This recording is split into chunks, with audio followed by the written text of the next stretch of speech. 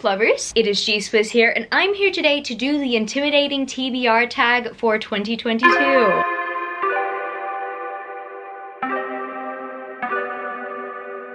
I'm gonna make it a yearly tradition because every once in a while I will finish some books, or TBR books become less intimidating over time and answers can change. The books on your TBR can easily change and switch categories, but also sometimes I like looking back at these tags, and when I actually have read them, looking back and then thinking to myself, what Gedsavanh, that was an answer for the intimidating book tag. I tend to revisit those book tags that I want to do again, just to do a refresher and also give me something to talk about. Kind of just like an update on how life is now, but in terms of my reading progress or my TBR. So I guess without further ado, I am gonna get straight into my 2022 edition of the Intimidating TBR tag. And by the way, if I'm looking in this direction, my laptop, which has all the prompts on there, it's over there. Prompt number 1 is a book on your TBR that you haven't finished. I bring this one up. I don't usually DNF books. Every once in a while I technically do if I'm not in the mood to read it, but I will pick it up eventually. I tend to keep books on my TBR and not DNF them like completely. However, with this book in particular, I actually read the manuscript of this ages ago. I only read like a few chapters of the manuscript before it was even out, and I didn't get far into it at all. Only got around 3 chapters max into it. Yeah, of course, like it was setting up for a really good plot, a very interesting plot, a very fascinating story. However, I feel like you need to be in a specific mood to get into this specific book or this specific setting. And that, my friends, is Vespertine by Margaret Rogerson. I have 2 editions of this book. I also had the manuscript, so I could have continued on with reading it. But I feel like this is one of those kinds of reads where you need to read it when you're ready to read something dark. Because I don't know, it just comes off as very eerie and whimsical, and I love those vibes. But I feel like as we are transitioning into summer, I felt like at the point that I was reading it, I had already read a bunch of dark fantasy and whimsical stories, and so that's when I decided that I needed a change of pace. I needed something that was a bit different, and so I kept on putting Vespertine down. I attempted to read and continue this twice. First of all, when I was reading the manuscript, and then second of all, when I finally got a physical copy of Vespertine. However, it has got to happen. I'm not saying that I'm not looking forward to this book, because I am. I just have to read it in the right mood. I know that there's another prompt in this tag that talks about a book that you weren't in the mood to read. However, this is one of the only books that I've technically DNF'd. But this all being said, this is a temporary DNF. This is something that I am planning to get to this year, so I can be caught up, because I believe the sequel will come out this year, so I'm very much looking forward to reading that from Margaret Rogerson. I just need to read the first book. Prompt number 2 is a book that you just haven't had the time to read. Okay, so it's not necessarily a book. We're more talking about a trilogy here that you guys probably don't know I own. But yes, I own the Magician's Trilogy by Lev Grossman. I mean, how could I not with this absolutely stunning, beautiful box set? I pretty much fell in love with the idea of the spines and the packaging of this box set. Oh my goodness, it's so pretty. I've always wanted to read this. The problem is I'm mostly intimidated because the first book gets terrible reviews. Like, the first book apparently is not that good. The protagonist is not that likable. For a lot of people, it's not enough to grip their attention, but you need to push past the first book in order to really enjoy the series. So I've heard this critique many times from a few people. That's what's been turning me off, and so I feel like I don't want to waste my time on the first book. But then at the very same time, the first book is what essentially sets the world up, and you get to know the protagonist even more. You get to see them develop, and that's probably the best way to get to appreciate the character's development the most. I do want to read it eventually. It's just been sitting on my shelf for, I'd say, the last 3 years. Technically book 1, or maybe the entire trilogy I can count for this prompt, but I do want to read it eventually. I just recently have not had the time for it because I'm currently not in the mood to read a book that I will most likely not like in order to read the rest of the amazing books in the series. Prompt number 3 is a book that you haven't yet read because it is a sequel. And technically this is not a sequel, however it's a spin-off, which is kind of almost applicable in a sense because, yeah, it's kind of continuing on. It is technically a branch out that connects to the same world, but but I have not continued on because I technically have only read one book in the original series. However, I really wanted to read the spin-off so bad. At the moment, I'm a bit intimidated because I'm still stuck in the place where I don't know whether I should read the original trilogy in its fullest or if I shouldn't waste my time and just skip ahead to Once Upon a Broken Heart by Stephanie Garber. This is the spin-off to Caraval, and I wanted to read this for a while. Everybody is raving about it, and a lot of people who didn't like the original Caraval series actually do enjoy Once Upon a Broken Heart, and a bunch of people are saying that you don't necessarily have to read Caraval before this. However, it does spoil Caraval. I don't know if I've technically been spoiled for Caraval considering synopsis and knowing the whole love triangle situation, but I don't actually know what happened completely in Caraval. So I'm intrigued. However, I'm not really motivated with Caraval because I actually read the first book and I found it to be okay, and I hate that the next two books follow Tella because I'm not gonna lie, I found Tella to be so annoying in the first book. I know a lot of people resonate with Tella. However, I'm more of a Scarlet person. The fact that we're not following Scarlet for the rest of the series makes me so sad. That's just how Stephanie Garber wanted to tell the story, so I'll have to accept it. But I don't know, I'm taking a bit more time to consider as to whether I am going to continue on with Caraval to get to Once Upon a Broken Heart. But see, that's why I haven't yet read it, and that's why it's intimidating to me because it's making me contemplate a lot. Prompt number 4 is a book that you haven't yet read because it's new. This is new. However, I don't necessarily feel like reading it at all, and that's why I find it intimidating. See, I got it from a book subscription service. This is like a personal rant, but I feel like this bookish subscription service has been relying on one publisher with their few imprints for the last few months, and yeah, I've decided to unsubscribe. Like, I understand that a lot of people are fine if obviously YA books are coming from the same publisher. The reason why I am a little bit unsure of it is because I have different preferences. Not every publisher is going to publish every single book that you are looking forward to. So when I notice a subscription service is mostly getting books from this publisher, mostly because in Australia, because this is an Australian subscription service, they are publishing these books in hardback and they're trying to make them look like special editions. That's when I know that not every book is going to be for me. But my January Fable Crate ended up being Cold the Night, Fast the Wolves. Now, I don't want to like chuck shade at Fable Crate because honestly they're doing so much good for the Australian book market at the moment. However, this is the last book that I'm receiving from them for a while, unless of course there's a book that absolutely wows me and then they go on a spare book sale later. But yeah, I decided that from January I was going to cancel altogether. I'm no longer even getting the book and pin option. Out of all the books that I've received from them, only one of them I've actually really been anticipating. I could change my mind in the future. However, this is a new book that I received last week and I'm not excited to read it at all. Yes, I love the cover, and yeah, maybe I'll try something new out. And I do like how sometimes book subscription services will put a new book in there every once in a while. However, I think when you're subscribing to a subscription service and majority of the releases you're not actually really that into, that's when I feel like it's acceptable to make the change. I just want to say a couple more things. First off, I've also been concerned about being subscribed to this subscription service if they were to ever put a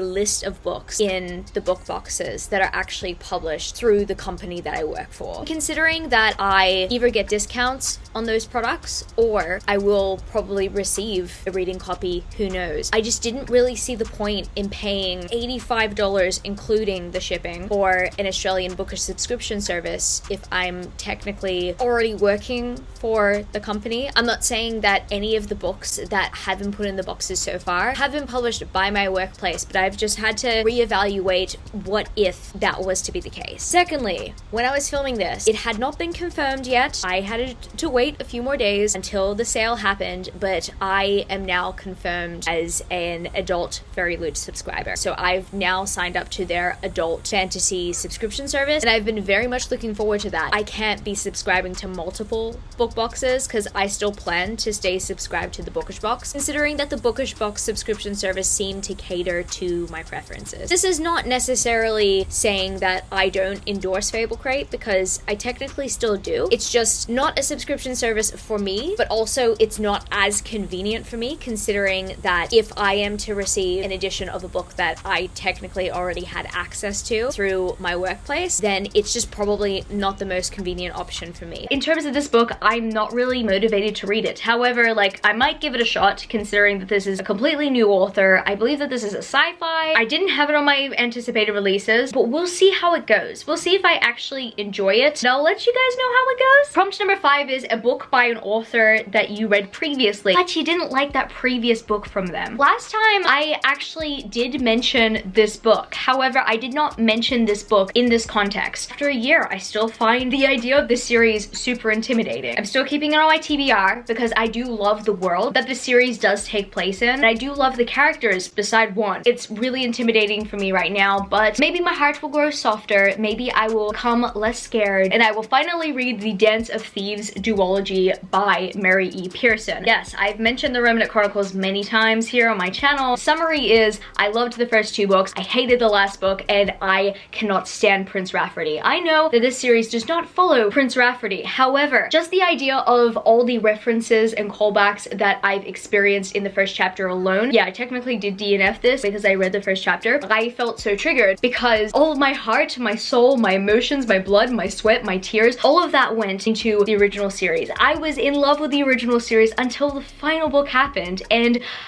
the final book really wasted my time. Look, Mary E. Pearson is an amazing writer, excellent storyteller, really good at writing romance, except of course when she was writing Prince Rafferty. That was a really bad situation. I'm not only worried that I'm gonna get burnt again, no. I am just worried that I'm still going to feel all these consuming emotions while reading this series, and it's going to take me out of the series, because as much as I really want to enjoy Dance of Thieves, I still have really hard feelings toward The Beauty of Darkness. That finale was terrible. Okay, no. The finale wasn't too terrible, it's just... No, actually the finale was terrible. Prompt number 6 is a book on your TBR pile that you are just not in the mood to read, and I have 2 for this prompt today. I'm gonna bring Caraval up because I did mention it before. I technically actually rehauled Caraval before I ended up sending these books to the charity shop. I wanted to change my mind and keep them and see if I wanted to give them a second chance, but you know, I've been torturing myself over this decision a lot. I don't even own the final book. I do technically want to read it, maybe, before going into Once Upon a Broken Heart, or maybe Once Upon a Broken Heart is just gonna make me read the series. So I'm actually happy I kept these books because they would have been too expensive to repurchase. I've already pretty much mentioned why I'm not in the mood for Caraval earlier, but yeah, I'll just have you know that this is on my list. I also want to bring Our Violent Ends up, and the reason why is because I think I've brought this up on many TBRs. The concept of Romeo and Juliet, and this being the finale, I just technically already know how it ends. There are some people who have lost their mind over this book, and then there are some people who just find it to be okay. I know that I should eventually bite the bullet and do it. However, I have no motivation whatsoever. Like, I put this on my January TBR. I'm currently filming this in February, and look where we are. I can't even bring myself to read this for Valentine's Day because I just don't expect that many romantic moments in this series anyway. All I can expect are sad feels. Prompt number 7, a book that you haven't yet read on your TBR pile because it is enormous. Last year I mentioned The Way of Kings, and look, I have the entire Store of Life archive series on my TBR so far. I could repeat my answer. However, it has become apparent as of recently that I just stopped reading the Expanse series by James S.A. Corey. I know that once I finish each and every one of these books, that they weren't necessarily intimidating reads. They were actually very enjoyable. The problem is, after I remove myself from them for some time, I start to think to myself, oh my goodness, that's an intimidating read. And I don't want to think this way anymore because I did enjoy the first 3 books in the series. I'm holding book number 4 up, and there are currently 9 books in this series. I own around 8 of these books. I'm waiting for the last book to come out in a shorter paperback so that they can match on my shelves. I am really enjoying the series so far. However, I can't remove myself from the series because if I remove myself from the series again, then I'm just gonna have to reread the first 3 books. Thankfully, I still have the first 3 books embedded into my memory, even though Abaddon's Gate I technically read like in, I don't know, April or May of last year. At least I've memorized what happened there, but I need to continue on with the series so I can remember the character's development throughout the series and appreciate it in its fullest. I'm not pushing myself to reread the first 3 books for the sake of remembering what happened at the moment. Maybe in the future when I'm rereading the series all the way through again, but it's not gonna happen when I'm trying to power through the series, like, period. So I gotta read Sabola Burn eventually. Prompt number 8 is a book that you have on your TBR that you haven't read, but you pretty much cover bought. And I have 2, and I purchased them because they were the special editions, but I really do need to read these books. I swear. And they are the special editions of the Greenbone Saga and the special editions of the Winter Night trilogy. Now I'm holding up the Girl in the Tower because I've actually read The Bear and the Nightingale. I actually read that on audiobook last year in the lead up to Christmas, and it was whimsical, it was magical, it was a great time. I actually have also read Jade City, however, forgot almost everything about it. But I needed these editions because they were simply the best editions that I could buy of these books. Like, yeah, of course, like the original covers are cool and all, but oh my goodness, I had to get these ones because these were just simply my favorite designs. So I pretty much purchased them because of their covers, but when will I read them? I don't know. I've actually just got to motivate myself to. With the Greenbone Saga, I believe this series is a little bit more intimidating considering the length of them, considering how many characters I've really got to get myself attached to. Whereas this series, I feel like I already attached myself to the initial main characters in the first book and the story in the world. So I don't think that this is going to be as intimidating now that I've read the first book. However, I'm still intimidated to continue it because it is in a genre that I never usually reach for. That is why I've included both of these for this prompt. Hopefully I will read these series this year and I will let you guys know my thoughts on them. Finally, prompt number 9. What is the book that you find the most intimidating? And that, my friends, is Flamecaster by Cinda Williams-Chimer. If you read the Seven Realms series, and if you got attached to a particular character, the first chapter or the prologue of the series, it's bad news. And that is exactly what made me stop reading this book. Like, I get it. The Shattered Realms series is technically the next generation that comes after the Seven Realms series. We're not really following the Seven Realms characters as much because they're older now. Years have passed. And now we are technically following their offspring, so it does make sense. However, I'm so intimidated because those characters are the characters I fell in love with, you know? And I understand, like, not every series can continue on with the same characters. However, what happened at the very beginning of the series made me so sad because I felt like there was a little bit of a loss of potential. I don't know how to describe it, but what I have to say is I felt really sad. And you know what? Maybe I can trust Cinda Williams-Chimer with the direction of the story. But right now, it's been, I don't know, 6 months since I attempted to start this book, and I'm still grieving. My goodness. It will take some time. But right now, Flamecaster and the Shattered Realms book series, I cannot believe I'm saying this, it's the most intimidating series on my TBR. I would not have ever expected this to be my answer a year ago. I guess that's gonna be it for this video today, book lovers. If you happen to stay till the end of the video, leave me that emoji with the drop of sweat coming down from the side of their face because maybe they're nervous. Yeah, they're nervous. I'm intimidated. So, I felt like this emoji was kind of fitting. If you happen to enjoy this video, don't forget to give it a thumbs up and subscribe to my channel if you haven't yet already. Join the amazing community of book lovers. And also, I have social media. Ggswizzlebooks on Twitter and Instagram, and I'm also Goodreads. That's www.goodreads.com/gswizzle. And finally, I'm at TikTok. Ggswizzle on TikTok if you want to follow me there for some bookish content. I love you, book lovers, and I will see you later. Peace. How did I weigh half and I flipped it in a double? How did I weigh half and I flipped it in a double?